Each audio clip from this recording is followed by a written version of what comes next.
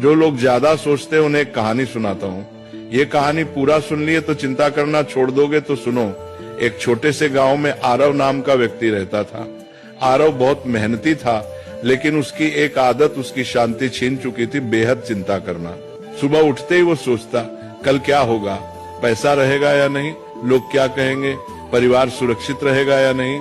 रात को सोने जाता, तब भी उसका दिमाग रुका नहीं करता। एक दिन अत्यधिक चिंता के कारण उसकी तबीयत बिगड़ गई।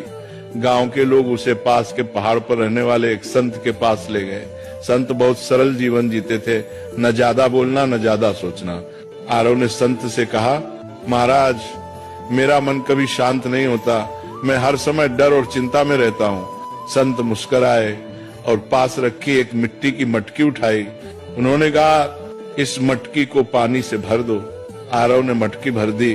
फिर संत बोले, अब इसे सिर पर रखो और चलो, लेकिन एक शर्त है, अगर एक बूंद भी गिरी तो तुम असफल हो जाओगे। आरव पूरी तरह मटकी पर ध्यान लगाकर चलने लगा। रास्ते में लोग उससे बातें करते रहे, आवाजें आती रही, लेकिन आरव ने कुछ नहीं सुना। वह सिर्फ मटकी पर ध्यान देता रहा। कुछ देर बाद संत ने कहा, रुको, अब बताओ रास्ते में कितने लोग मिले। आरव बोला, महाराज, मुझे कुछ पता नहीं, मैं तो बस मटकी बचाने पर ध्यान दे रहा था। संत ने शांत स्वर में कहा, यही संत होने की शुरुआत है।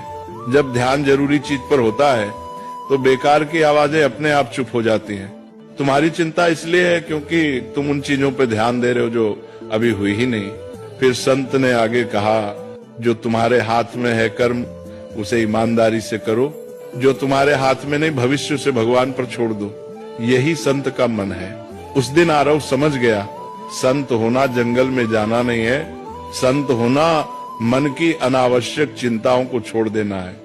धीरे धीरे आरव ने चिंता कम की, वर्तमान में जीना सीखा, और वही व्यक्ति जो कभी बेचैन रहता था अब दूसरों को शांति की सीख देने लगा।